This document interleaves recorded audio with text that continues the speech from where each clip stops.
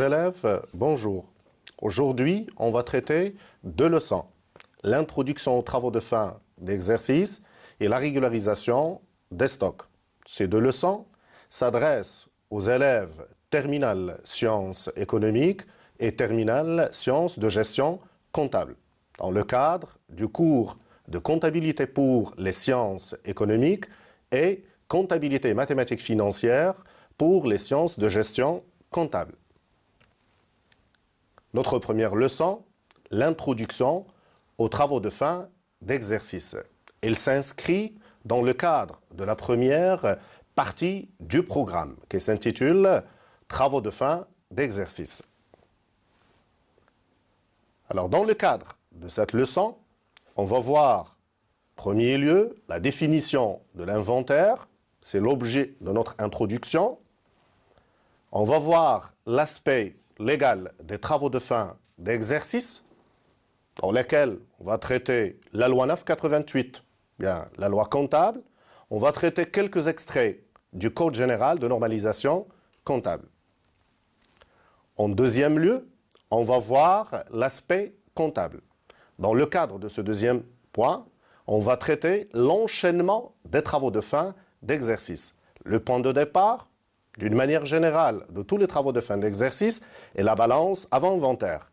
Puis viennent les opérations de régularisation qui portent sur la régularisation des comptes de bilan, donc l'actif et le passif, la régularisation des comptes de CPC, de charges et de produits.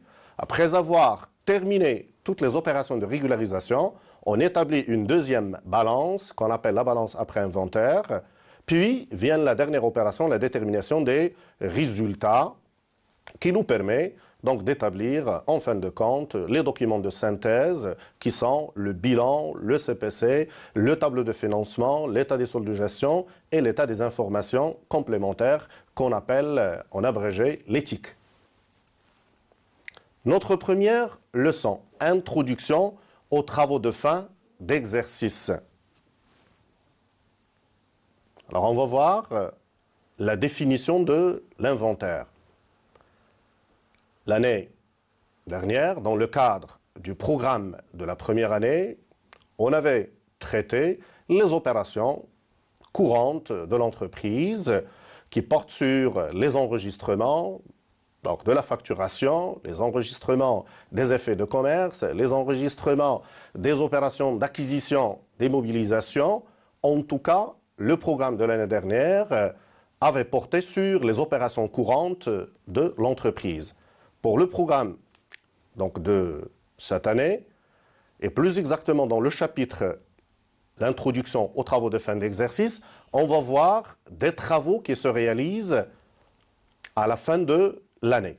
Plus exactement, au 31 décembre de chaque exercice pour les entreprises pour lesquelles l'exercice comptable coïncide avec la fin de l'exercice. À la fin de chaque exercice comptable, toute entreprise doit procéder à l'inventaire. C'est quoi l'inventaire? Pour mieux comprendre, on va partir d'un petit exemple. Prenons le chef du parc informatique d'une entreprise. À la fin de l'année, il doit recenser combien il a d'ordinateurs, combien il a d'imprimantes. En tout cas, il doit faire un état des lieux de la situation de son matériel informatique. Puis, en deuxième lieu, il doit procéder à une évaluation de son matériel informatique. Donc, grosso modo, à travers ce petit exemple du matériel informatique, on doit établir l'inventaire pour tous les éléments d'actifs et du passif de l'entreprise. Ce qui nous donne la définition suivante. L'inventaire extra-comptable consiste à recenser, ça veut dire à faire un état des lieux, connaître en quantité les éléments d'actifs et du passif de l'entreprise. Et en deuxième position, procéder à leur évaluation.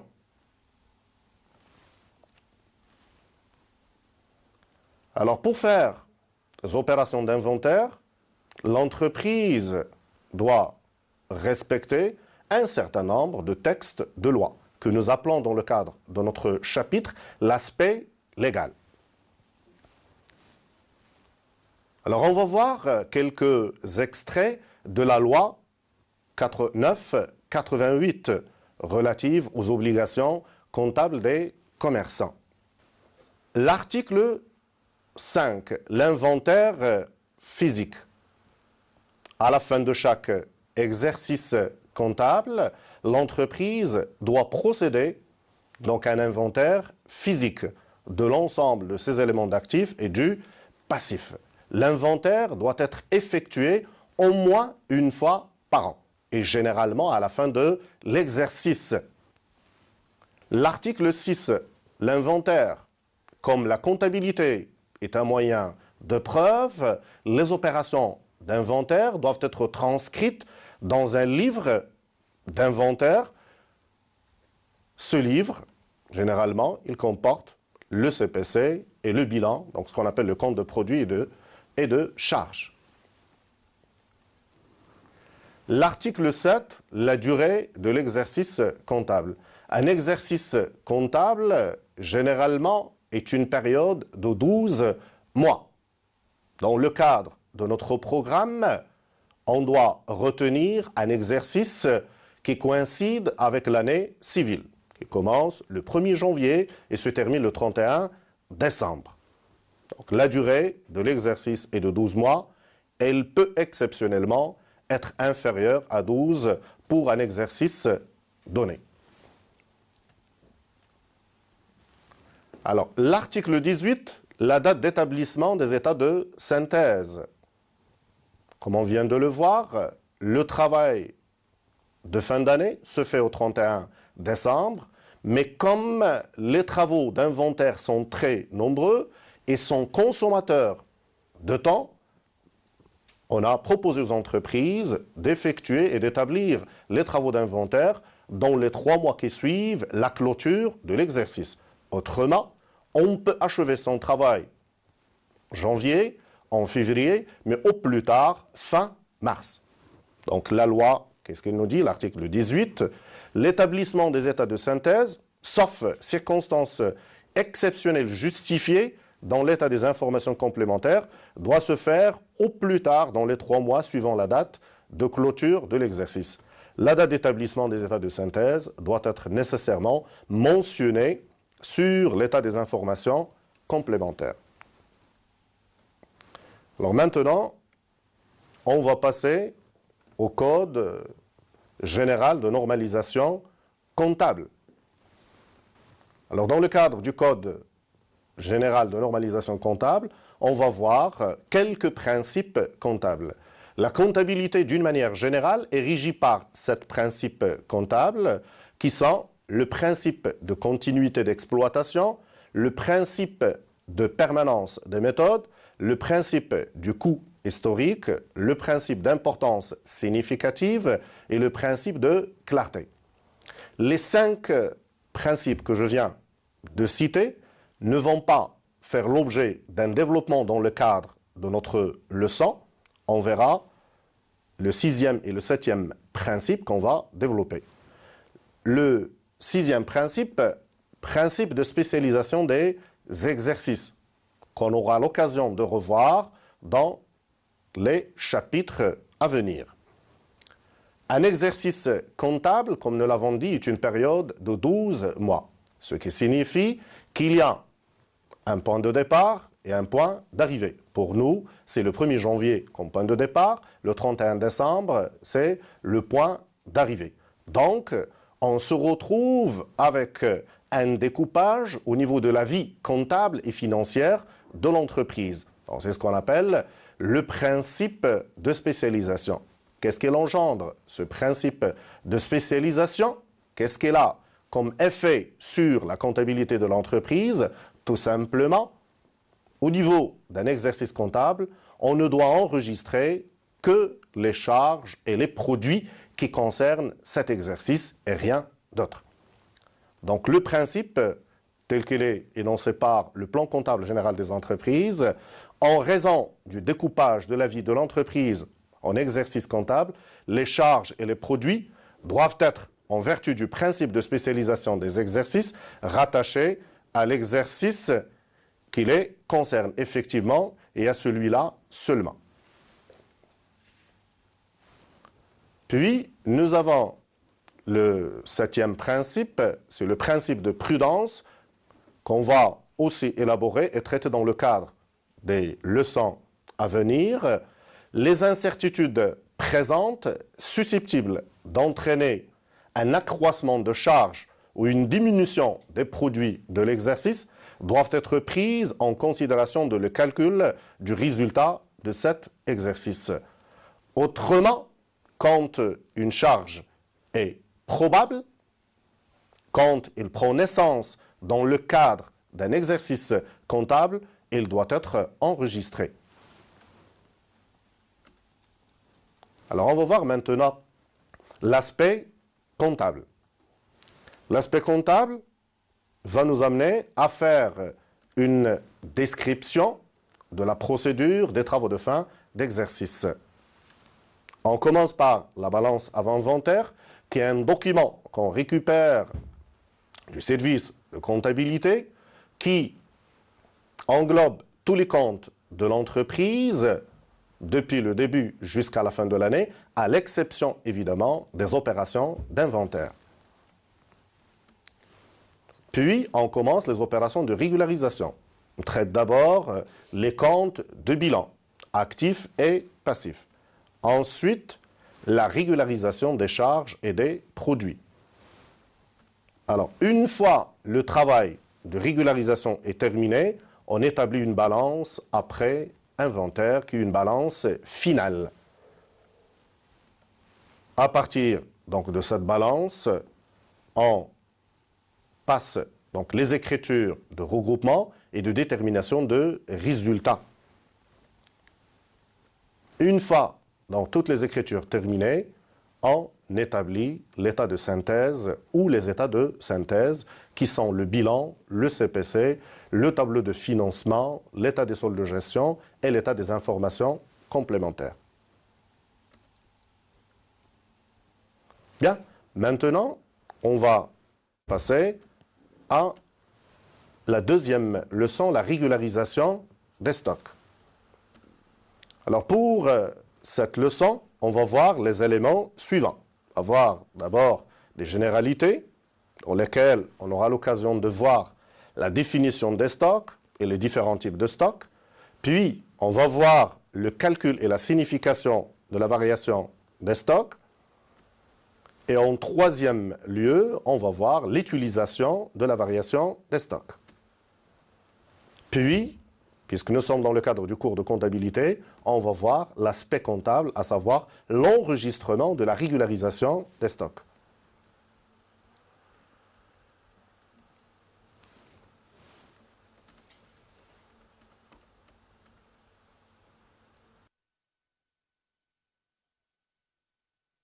En premier lieu, on va voir les généralités sur les stocks, dans lesquelles on va traiter la définition du stock.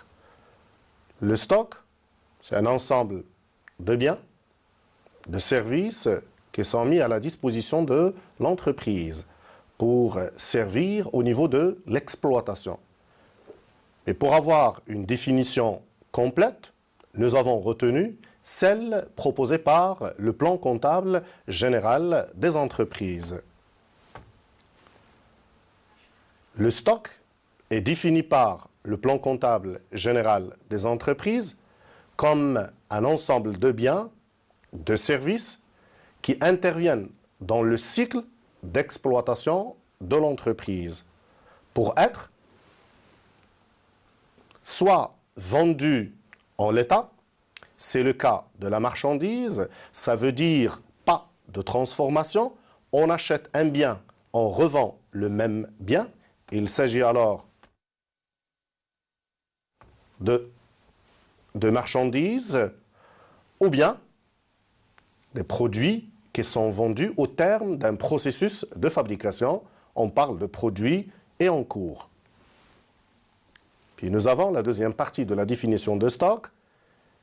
Le stock est un bien consommable. Donc soit il soit consommé en général au premier usage. Il s'agit dans ce cas-là de matière et de fourniture. Alors, à partir de cette définition, on peut avoir des différents types de stocks. Le premier stock, il s'agit de marchandises. Une marchandise, c'est un bien, comme nous l'avons déjà vu, qu'on achète, on revend en l'état, ça veut dire pas de transformation. On achète des chaussures et on revend des chaussures. On achète des pantalons, on revend des pantalons. Là, on parle de marchandises. Mais quand on achète le cuir pour faire la chaussure, quand on achète de la colle pour produire cette chaussure, il s'agit de matière et de fourniture. La chaussure, une fois qu'il est fabriqué, elle s'appelle donc produit fini.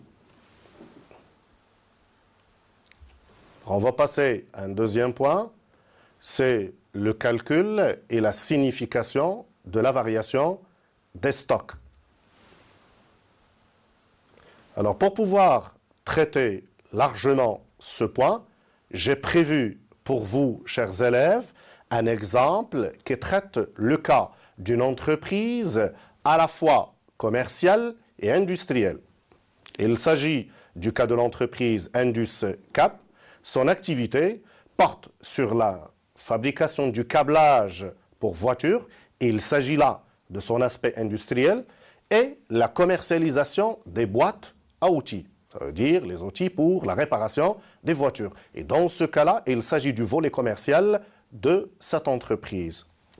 Alors, au titre de l'exercice 2008, on vous fournit les informations suivantes. L'entreprise a fait des achats de marchandises d'une valeur globale d'1 million de dirhams. Elle a fait des achats de matières premières, toutes catégories confondues, de matières premières, de 2 500 000 dirhams. Au début de l'exercice, cette entreprise possédait, ça veut dire au 1-1 2008, cette entreprise possédait un stock initial de marchandises s'élevant à 225 000 dirhams et un stock initial de matières premières de 330 000 dirhams. À la fin de l'exercice, les opérations d'inventaire ont été réalisées et il s'est avéré que le stock final de marchandises s'élève à 175 000 dirhams et le stock de matières premières s'élève à 395 000 dirhams. Cet exemple va nous servir de base pour le traitement des éléments concernant le calcul de la variation des stocks et de sa signification. Aussi, il va nous servir pour l'enregistrement comptable des stocks, à savoir l'annulation et la constatation. Alors pour ce faire, je vous invite pour la prochaine séance à penser à ces différents éléments, à savoir comment faire pour le calcul de la variation de stock, comment interpréter cette variation du stock, autrement, quelle est sa signification et comment faire pour pouvoir enregistrer les stocks, à savoir les stocks initiaux et les stocks de fin d'exercice. Je vous remercie, chers élèves, et à la prochaine séance.